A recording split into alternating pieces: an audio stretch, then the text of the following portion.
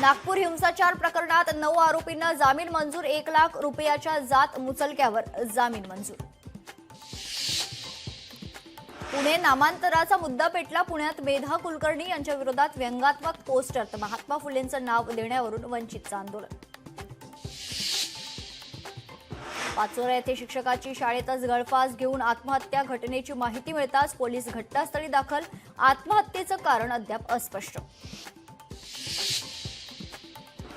शुभांशु शुक्लाची अंतराळात झेप AX-4 मोहिमेचं यशस्वी उड्डाण. वॉटर राईड शुभांशु शुक्लाची उड्डाणानंतर पहिली प्रतिक्रिया. आणीबाणीच्या 50 वर्षपूर्तीवर मुख्यमंत्री फडणवीस यांची लेखाच्या माध्यमातून काँग्रेसवर टीका. आणीबाणी काळात संविधानाच्या चिंधड्या म्हणत साधला निशाणा. विधिमंडळ अंदाज समितीच्या परिषदेत पैशांची उधळपट्टी झाल्याची चर्चा.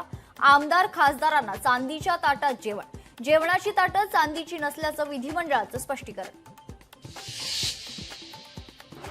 पालघरच्या वाढवण बंदर प्रकल्पासंदर्भात आज समुद्राच्या भरतीचं सर्वेक्षण. ग्रामस्थांनी रोखलं.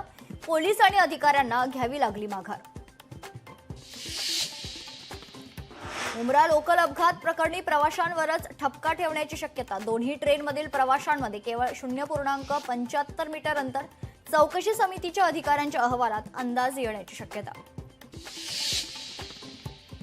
पुण्यातील भाजप पदाधिकारी प्रमोद कोंढरेला अटक. महिला पोलीस अधिकारी विनयभंग प्रकरणी विश्रामबाग पोलिसांकडून कारवाई.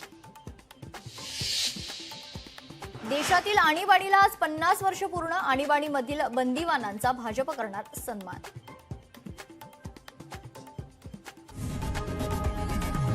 लोकशाही मराठी ऐका, पहा, जागरूक रहा.